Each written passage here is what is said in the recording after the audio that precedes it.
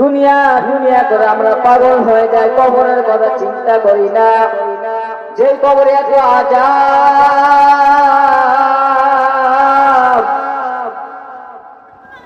কবরে যদি এত আযাব হয়, কেমনে সহ্য করবার যুবক? ওই হাসরের ময়দানটা বড় ভয়ঙ্কর।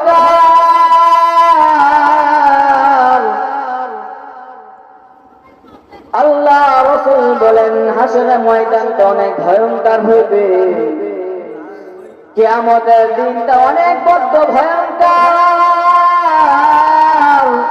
আল্লাহ পাক তাআলা সমস্ত মানুষকে উলঙ্গ অবস্থায় কিয়ামতের ময়দানে উঠাইবেন, হাসরের ময়দানে উঠাইবেন।